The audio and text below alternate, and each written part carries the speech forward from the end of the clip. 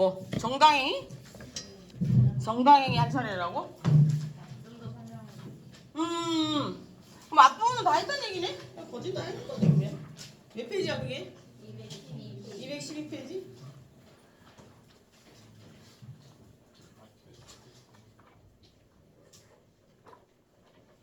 정당행위는 여기서 보는 것처럼 이제 뭐라고 얘기해? 의사가 실수하는 행위 이런 것들 얘기하는 거야. 불법적인 행위잖아. 예를 들어서 몸에 칼을 대는 건 불법적인 행위잖아. 그렇지만 사회적인 뭐 자격증을 딴다든지 이렇게 해서 사회적인 입장에서 인정해 주는 거야. 그냥 자격증을 통해서 여기서 보면 이렇게 했잖아. 정당행위란 법령에 의한 행위 또는 업무에 의한 행위, 기타 사회상규에 의한 위배되지 아니한 행위로 벌하지 않는, 즉 위법성이 조각되는 행위를 얘기하는 정당행위. 그러니까 위법성이 조각된다는 얘기는 뭐야? 법령에 의해서 위법성이 조각된다는 얘기는 뭐야? 자격증을 따면 배를 찔 수 있다는 거야. 그지? 정당방위하고는 다르잖아. 그지? 안 그래요?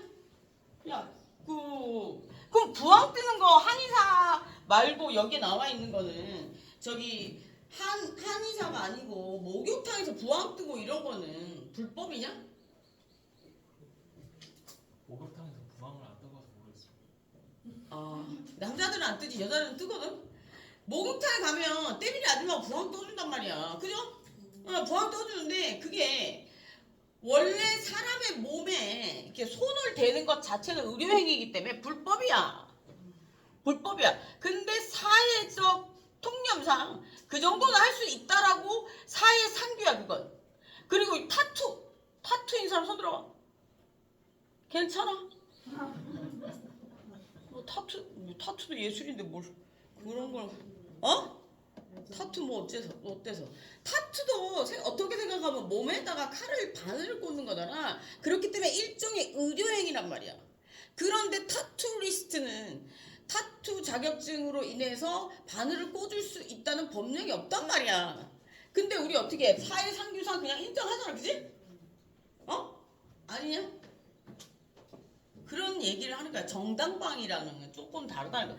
정당방위는 내가 위협을 받아서 그 위협을 어떻게 하는 거야? 막는 거고 방위하는 거고, 정당행위는 뭐냐면 불법적인 행위임에도 불구하고 어떻게 법이나 아니면 사회상규나 뭐 이런 것들, 사회적 인식이나 이런 것들 때문에 그냥 위법하지 않아진다는 거야. 이해됐어요? 봐봐, 우리 어디 갔어?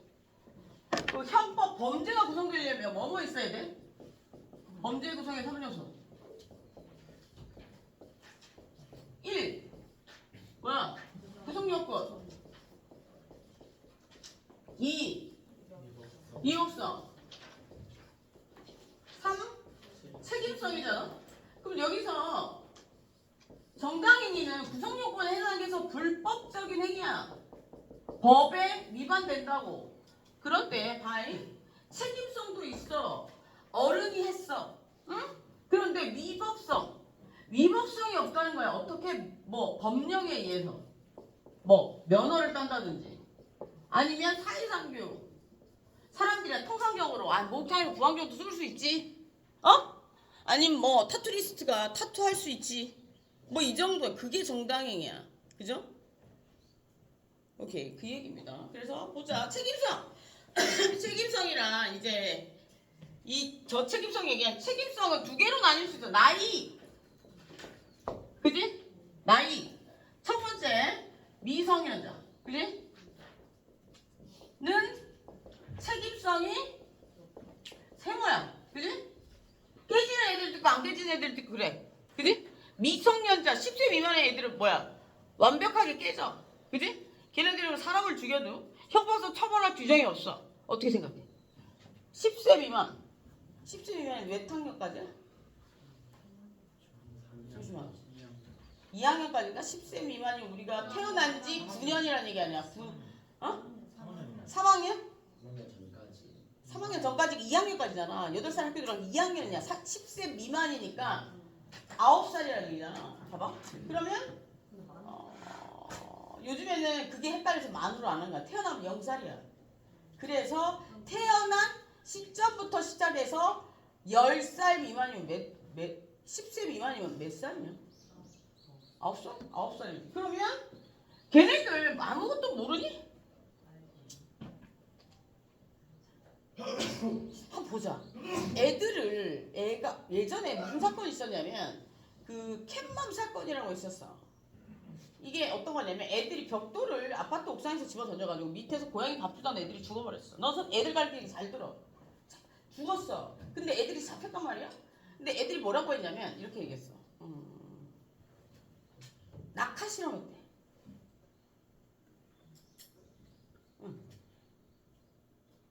낙하 실험 왜 하는 거야? 그 높이랑 속력이 되면 힘이 얼마나 세지는지 그걸 중학교 가면 배우는데 그걸 왜 하냐? 지가 뉴스턴이냐?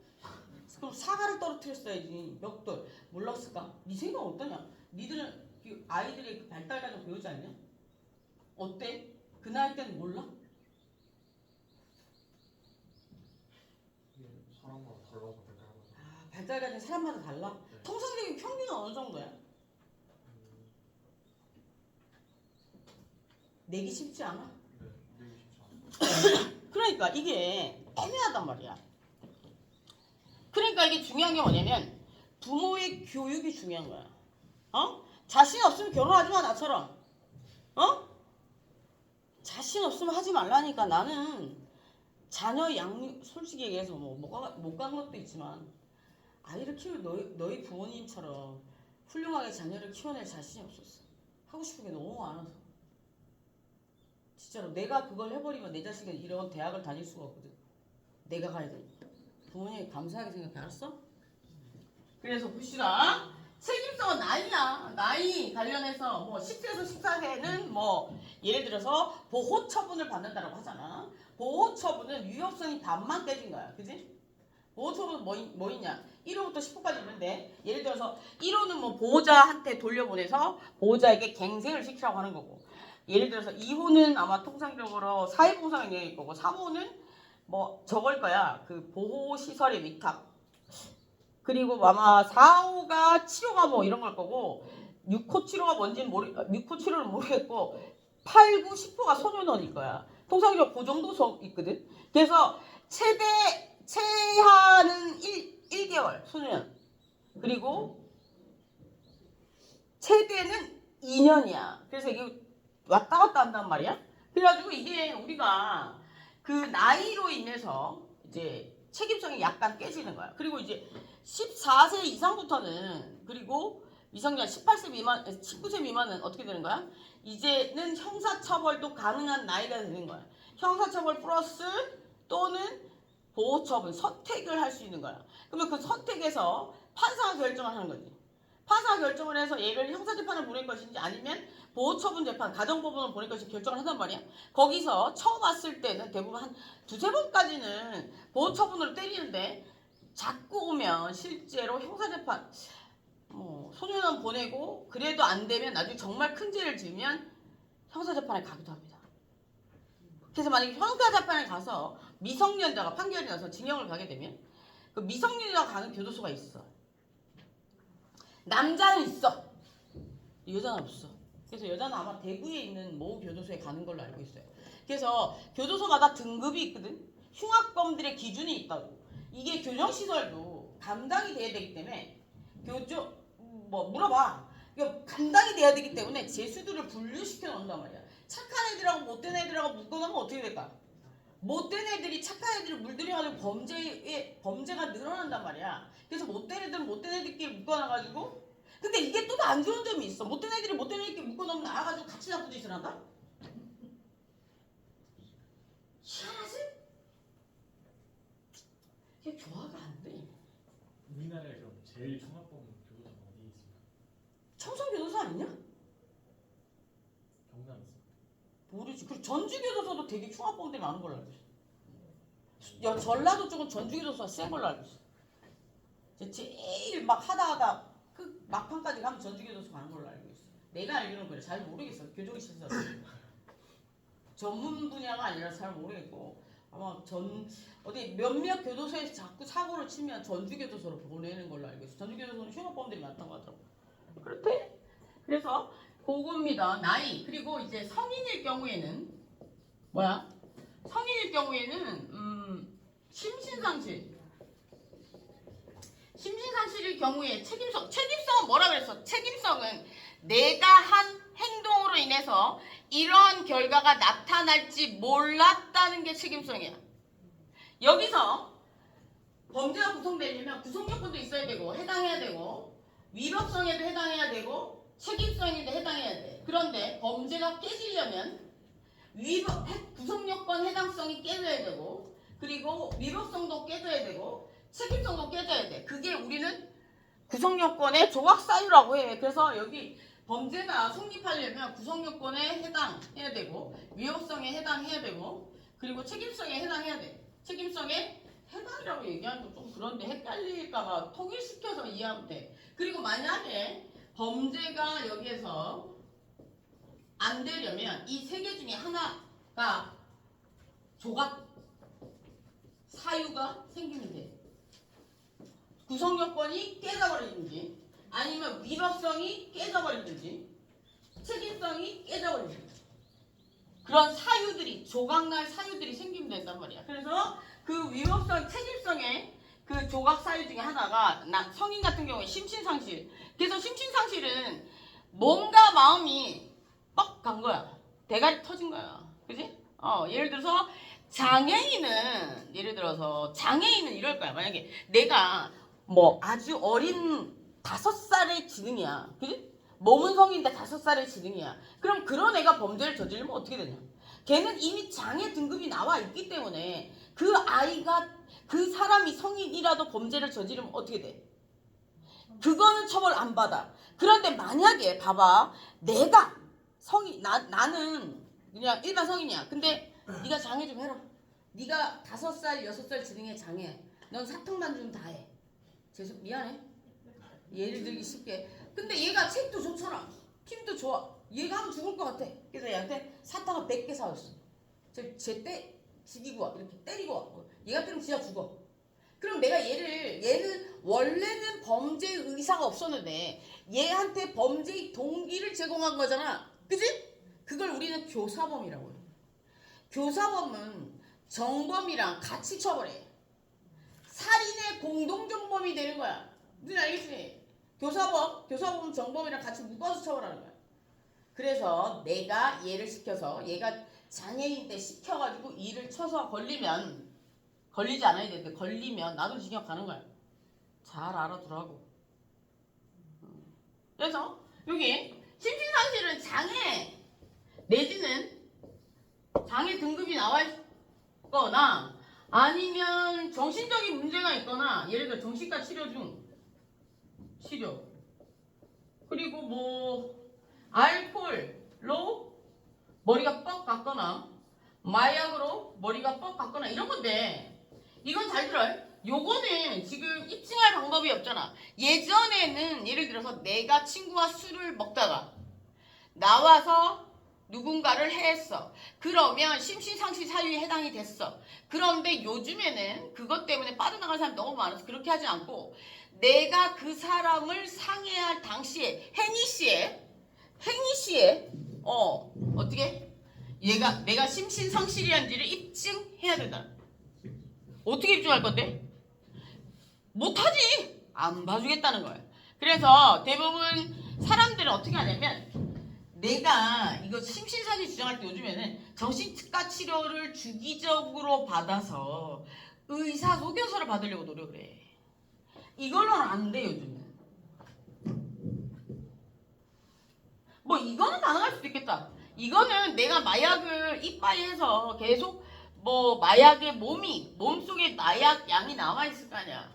그러면 그걸로 입증할 수 있겠지만 알코올은 안 돼 요즘. 근데 마약 사범으로 들어가긴 낫지. 마약 사범은 몇 년 살면 나오거든. 몇 년 살면 나오니까. 그렇게 머리를 쓰는 사람도 있답니다. 봅시다. 그래서 여기 책임성은 보자. 책임이나 부정요건에 해당하고 위법한 행위를 한 자에 대해서 가해자는 인격적 비난을 말한다. 그래서 책임이 없으면 형벌도 없다라고 돼 있어. 그래서 여기 책임이 없으면 형벌도 없대. 그래서 뭐 넘어가죠. 여기 밑에 보면 두 번째 단락에 구성요건에 해당하고 그 행위가 위법하다고 하더라도 모든 범죄가 되지는 않는다. 즉 일정한 경우에 책임이 조각되는데 이를 책임 조각 사유라고 한다. 그래서 14세가 되지 않거나 심신장애로 인한 사물을 변별할 능력을 내지 의사결정을 할 능력이 없거나 저항할 수 없는 폭력, 이게 한 가지 더 있네. 저항할 수 없는 폭력에 의해서 생명이나 신체의 위해를 방어할 방법이 없는 협박에 의해서 강요된 행위는 벌하지 않는다. 이거 무슨 얘기야? 저항할 수 없는 저항할 수 없대. 예를 들어 내가 니네 엄마를 엄마 사랑하니? 엄마 없으면 죽니? 네 목숨보다 소중하니? 그래? 알았어. 그럼 니네 엄마 내가 잡고 있어. 너 저거 안 하면 니네 엄마 죽여버린다고 했어. 그럼 너 어떻게 할 거야? 해야지. 그럴 경우에 얘기합니다. 그래서 자기가 할 수밖에 없는 상황이라면 어쩔 수 없다는 거야. 그지? 그럴 경우에는 벌하지 아니한다. 왜 그런가? 이거는 책임성도 문제지만 얘는 범죄 의사가 없었어. 그지? 범죄 의사가 없었기 때문에 아예 처벌을 해도 만약에 예를 들어 처벌을 한다고 하더라도 가실범일 수밖에 없는 거야. 고의가 없었기 때문에. 그지? 근데 그 가실도 내가 하고자 했던 행위가 아니잖아. 그지? 그렇기 때문에 처벌할 주장이 없는 거지. 근데 모르겠다. 이게 또 이런 건 얘기하면 안 돼. 이게 머리가 좋으면 범죄를 정말 잘 빠져나갈 수 있고 이게 또 함정이야. 이 조문이. 안 알려줄게. 이런 거 봐봐. 이 조문 역으로 이야기하면 누군가의 그거에 의해서 내가 그 행위를 했을 경우에 벌 안 받을 수 있다는 얘기 아니야. 무슨 얘기 알겠냐? 그런 상황을 만들어서 내가 범죄를 저지르면 안 받을 수 있다는 거 아니야. 근데 이제 경찰이 그건 밝히는 거야. 그런 것들은 의심의 소지가 있을 때. 뭐 그런 사건 아직 한 번도 없었지만 범죄가 진행이 되면 그런 사건도 생기지 않을까 싶은 이 조문을 볼 때마다 그런 생각을 했었어. 그래서 법을 배운 사람은 내가 봤을 땐 도덕적이어야 돼. 그리고 집이 너무 가난하면 안 돼. 진짜. 왜냐면 사회를 이끄는 건 집이 너무 가난하다는 얘기는 뭐냐면 삼시세끼 먹을 수준은 돼야 된다는 거야. 예를 들어서 정말 이제 지금 당장 단돈 10,000원이 없는 애들이 있잖아. 그걸 진짜 찢어지게 가난하다고 하지. 그런 사람 안 된다고. 왜냐하면 사람이 의식주가 해결되지 않으면 나쁜 마음이 스물스물 올라오고 사람 다 착하다고 생각하니 얘들아? 난 사람이 인간은 태초부터 착하게 태어났다 믿지 않아. 몸속에 반반이 들어있는 거야. 어떻게 교육시키느냐에 따라서 어떠한 환경에 놓이냐에 따라서 인간은 변하게 돼 있어. 그지? 물론 처음 태어날 때부터 사이코패스 유전자를 타고 태어나는 사람도 있다고는 하더라. 그렇지만 잘 봅시다. 그래서 나중에 자녀들을 낳으면 잘 길러. 공부하라고만 윽박 지르지 말고. 알았지? 공부는 만약에 내 아이가 공부를 못하잖아? 잘 생각해봐. 내가 고등학교 때 어떻게 공부했나? 중학교 때 어떻게 공부했나? 그리고 나는 잘했는데 애가 자꾸 공부를 못해. 그럼 배우자의 성적표를 떼와. 생활기록부. 그러면 분명히 똑같을걸? 내 동생 보니까 그렇다. 내도 걔네들보다 훨씬 공부 잘하는데 공부 안 한다고 막 지랄 연병을 하더라고. 웃겨가지고 진짜. 보자. 그래서 책임성은 그런 겁니다. 그리고 넘어가자. 책임능력이란 책임성과 관련된 건데 육체적, 정신적, 성숙에 의해서 사회적 행동을 할 수 있는 정신적 능력을 얘기합니다. 그래서 행위의 사회적, 도덕적 의미를 이해하고 그 이해에 따라 의사를 결정할 수 있는 능력을 얘기합니다. 그래서 여기서 보면 심신장애자 나오는데 폭주가 사례 연구 126 심신장애자 폭주가 주택백을 술을 너무 마셔서 속된 말로 필름이 끊긴 상태에서 술집 종업원을 추행하려다가 경찰서에 끌려왔다. 그래서 주택백은 술을 깨고 나서 왜 자기가 경찰서에 왔는지조차도 모를 정도로 그 전의 일을 전혀 기억하지 못하고 있었다. 심신상실의 경우에 책임이 조각된다고 하는데 술에 만취한 상태, 심신상실의 상태를 보느냐? 여기 봐서 보면 맨 마지막 질문이 뭐야? 구체적 행위에 있어서 사물을 변별할 변별 능력, 의사경력과 관련해서 판단해야 된다라고 되잖아. 그지? 그러니까 그 행위실을 기준으로 해서 판단해야 된다는 거야. 행희 씨 어떻게 할 건데? 증명 못하지. 요즘에는 심신상실 일구 이걸로 주장해 봐야 아무 의미 없어. 제일 좋은 방법은 뭐 먹힐 수 있는 방법은 장기간 뭐 정신과 약을 복용했다든지 뭐 이런 걸로는 어쩌면 될 수도 있어. 그러나 그게 아니라면 그 당시에 뭐 술을 너무 많이 마셨다는 둥 뭐 이런 걸로는 안 돼. 안 될 것 같아. 그래서 책임성 인식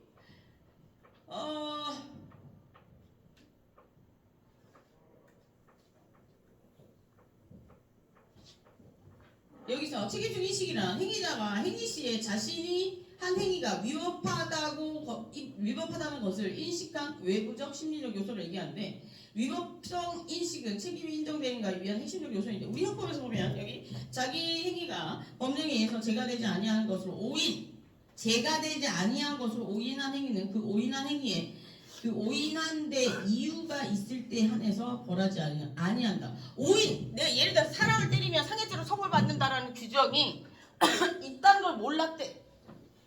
사람을 때려도 처벌받지 않는다라고 생각했대. 그럴 만한 이유가 있어야 돼. 그걸 입증해야 된다고. 입증하지 못하면 안 돼. 뭐 그걸 입증하려면 뭐 있겠냐? 쟤네? 뭐 그런 거 아니면 안 될 것 같은데.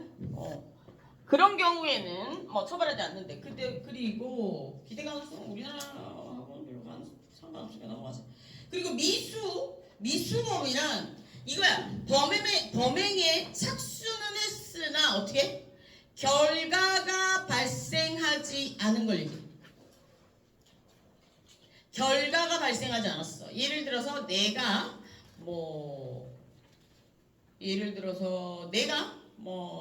저 사람을 죽이려고 독약을 탔는데 알고 보니 그게 탄 게 다른 거였다든지. 그래서 결론적으로 살인의 고의는 있었으나 사람이 죽지 않았어. 결과는 안 나왔잖아. 그러니까 살인 미수가 될 수 있는 거지. 먼저 안 넘어가서 여기서 보면 미수범이란 범죄의 실행에 착수해서 행위를 종료해 못하거나 결과가 발생하지 않는 경우를 얘기한다. 그래서 여기서 보면 미수범의 구성 요건 내용에 충족하지 못할 경우에는 예컨대 밑에 보면 예컨대 두 번째 단락에 소매치기를 하려고 타인의 주머니에 손을 넣었다가 다른 사람에게 발각되어 저지당했다. 소매치기를 할 수 없는 경우 등이 이에 해당될 수 있어. 소매치기를 하려고 이미 손을 넣었어. 그러면 범행이 착수한 거기 때문에 그걸 지갑을 훔치든 안 훔치든 상관없다는 거야. 그게 이래서 이건 절도 미수. 오케이. 그리고 중지미수라는 게 있는데 여기서 보면 미수에는 종류가 여러 개가 있어. 그치? 장애미수, 중지미수, 불능미수 이런 게 있는데 중지미수는 뭐야? 중지미수는 범죄 실행에 착수하였으나 행위자 자신이 자기 의사에 의해서 범죄를 중지한 거야. 예를 들어서 내가 쟤를 성폭행하려고 갔는데 이건 안 될 것 같아. 안 한 거야. 그러면 중지미수. 그럼 중지미수는 예를 들어서 그런 경우는 좀 그렇다 더 헷갈릴 수 있으니까 예를 들어서 두 명이서 어떤 사람을 성폭행하려고 했는데 한 놈이 말렸어.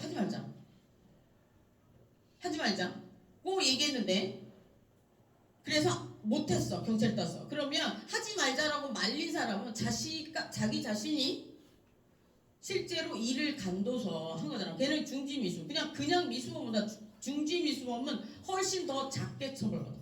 그래서 여기서 보면 중지미수란 범행이 실행에 착수하였으나 행위자가 자기 의사에 의해서 범죄를 중지한 것들을 얘기해. 그리고 여기 밑에 한번 볼게. 그게 아까 밑에 있는 사례에 나오는데 장거세는 친구인 그냥 미수범이랑 중지미수범은 처벌 수위가 다르다고. 미수범이 형량이 더 높아. 중지미수범은 형량이 더 낮다고. 자기가 범행을 하려다가 그냥 둔 거야. 밑에 거 사례만 알 수 있어. 장거세는 친구인 김카사와 함께 한빈이를 강간하기 위해 으슥한 골목길을 끌고 갔으나 양심의 간섭을 느낀 김카사는 장거세를 말리며 다투고 있던 중 신고를 받고 출동한 경찰관에 의해서 체포됐다. 특수강간 미수 혐의로 체포되었는데 실제 강간이 이루어질 것도 아니고 장거세는 말리다가 다투기까지 했는데 김카사의 형벌은 장거세에 비해 더 가벼워지는가? 가벼워져야 되니? 누가 말린 거야 지금? 야, 김카사가 장거세를 말렸어. 그러니까 김카사가 조금 더 착한 애잖아. 그러니까 얘는 형량이 조금 낮아진다는 거야. 그래서 여기서 보면 그치? 특수강간미수. 특수는 뭐냐면 둘이서 특수자가 붙으려면 둘이서 무기를 밤에 세 개 중에 하나만 해당됩니다. 둘이서 무기 또는 밤에 이 세 개 중에 하나만 해당되면 됩니다. 보자. 장거세는 성폭력 틀림꾼 처벌에 의해서 특수강간 혐의로 처벌받는데 다만 장거세와 같이 외부적 장애로 인한 것으로 아닌 범죄 행위자에 의해 범죄 실행이 중지되거나 결과 발생이 지연될 경우에 형량이 감경 또는 면제될 수 있대. 그리고 불능미수라는 게 나오는데 여기.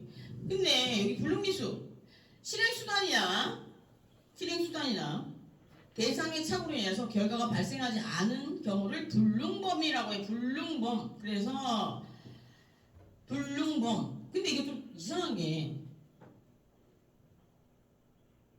불능범은 아예 범죄가 일어나지 않아야 되는 거야. 그리고 불능미수는 범죄 행위를 이게 구별이 되는데 불능범이랑 불능미수범은 예를 들어 이런 거야. 달라. 이 책 잘못 적어놓은 것 같아. 불능범이랑 불능미수범은 어떻게 해야 되냐면 내가 총을 들고 방 안에 들어가. 그래서 총을 막 깍깍깍 쏴. 실제로 그 안에 사람이 있었다면 맞았다면 죽을 수도 있는 거야. 그런 사람이 없었어. 근데 아무도 없는 방에서 막 쐈어. 그럼 그건 불능범이야. 범죄가 성립할 수 없는 거야. 근데 불능미수범은 뭐냐면 이런 거야. 내가 독약을 아까 얘기했던 것처럼 독약인 줄 알고 탔어. 근데 그게 설탕이었어. 내 남편이 안 죽은 거야. 남편이 정말 미우면 죽이기 싫을 때가 있어. 그지? 독국물 타서 죽이면 돼 안 돼? 훨씬 나아. 넌 그런 남편 되지 말도록 해라. 여자친구 있니? 왜 없어? 이렇게 멀쩡하게 생겼는데? 니는? 대박.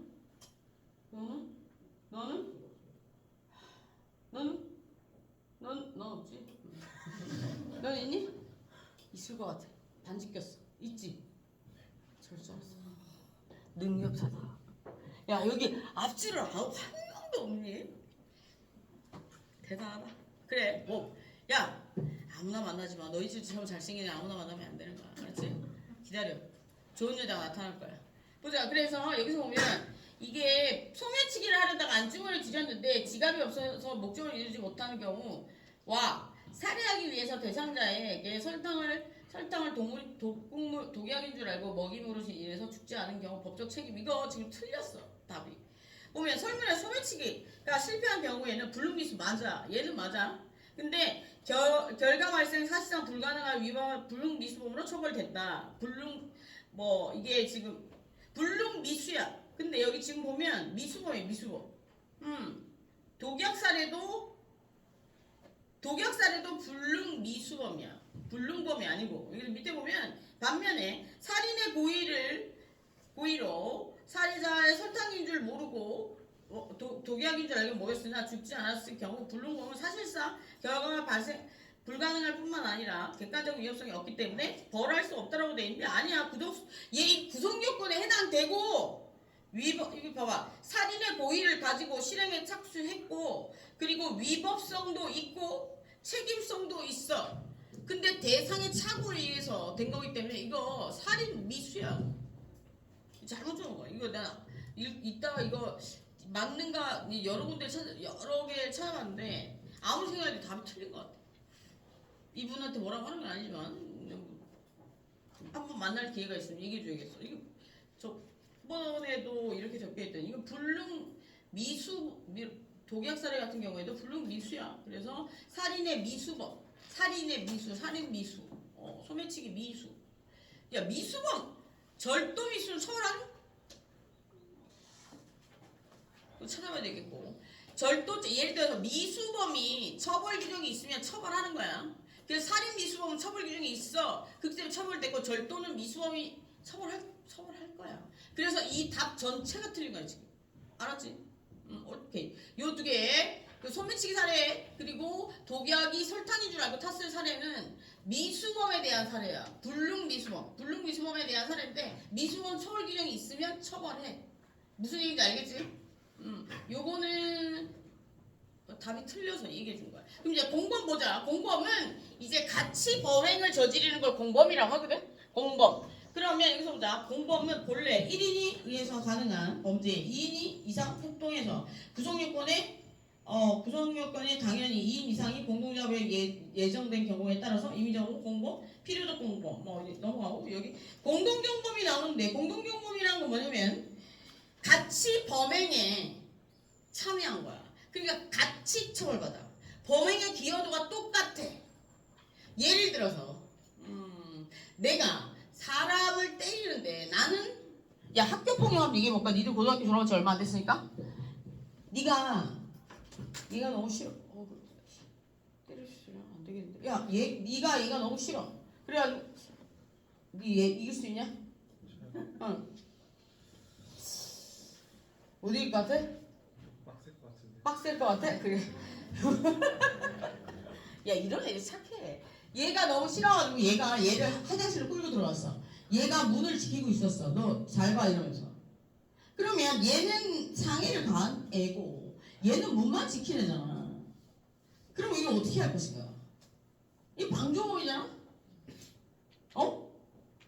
그러니까 이 둘 사이에 공동정범이 성립되느냐 방조범이냐 아니면 공동정범이 성립되느냐의 여부는 이 범행을 계획할 때 범행을 분담했느냐 안 했느냐. 너는 내가 쟤를 때릴 동안 문을 잡고 있어라. 나는 쟤를 때릴 테니 저 새끼 오늘 같이 죽여버리자. 이랬으면 공동정범이야. 뭔 얘기인지 알겠지? 그래서 여기서 보면 공동정범 넘어가서 사례부터 한번 볼까? 사례 공동정범. 김노조는 이 데모는 임금처분이 있는 한국기업주 한풍리를 널리 알리기 위해서 한풍리 회사에 불을 지르고 그 취지를 알리기 위해서 어떻게 했대? 알리기 위해서 어느 날 김노조는 불을 지르고 이 데모는 건물 옥상에 올라가 그 이 방화의 목적, 뜻이 담긴 유인물을 발표했대. 이 경우 직접 방화에 가담하지 않은 이 데모는 방화죄가 성립되는 거야. 방화를 하기로 둘이 결심을 하고 한 놈은 불 지르고 한 놈은 저기 유인물을 뿌렸대. 그럼 얘들은 방화를 계획할 때부터 같이 있었던 애들, 그지? 그러니까 둘이 같이 처벌해야지. 얘들 공동정범. 그래서 보면 공동정범의 성립요건, 각 공무원의 공동 실행의 의사가 있어야 돼. 공동 실행의 의사가 있잖아. 이거는 지금 분담을 땄다고 했을 뿐이지. 누가 했는지 이런 거 어떤 역할을 했는지 중요하지 않아. 이 범행의 결과를 완성시키기 위해서는 한 사람은 유인물을 뿌려야 되고 한 사람은 불을 질러야 돼. 그치? 그래서 그런 얘기입니다. 그리고 교사범 얘기 나오는데 교사범 보자. 교사범은 여기서 보면 교사범이란 타인을 교사하여 죄를 범하게 하는 것을 얘기하는데 예를 들어서 여기서 교사란 고의 없는 자에게 범행의 고의가 없는 자에게 범행의 고의를 유발케 하는 거야. 시켜가지고 야 내가 돈 시키는 거 어떤 거? 육박 찔러가지고 협박해서 시키는 것도 해당되고 돈을 줘서 시키는 것도 해당이 돼. 이해됐지? 그래서 여기서 보면 해유 협박 공갈도 돼. 협박 공갈 또 돈 주고 그지? 협박은 뭐야? 막 위협해서 하게끔 만들어. 의도를 가지게끔 만들고 돈을 줘서 그 범행의 의사가 생기게끔 만들어. 공갈은 뭐야? 거짓말로. 그래서 보면 여기서 뭐 있어? 보면 여기 교사범.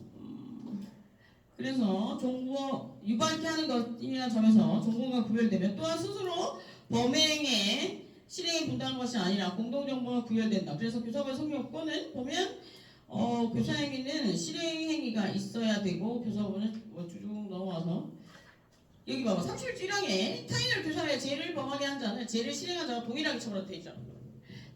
교사범 위에 것 다 필요 없고 교사범도 동일하게 처벌한대. 잡히면 끝인 거야. 야 누구를 시켜서 뭘 일을 시키려면 잡히질 않아야 돼. 그 사람들은 늘 그렇게 생각한다. 범죄를 저지를 때는 안 잡힐 것 같이 막 그렇게 생각한대.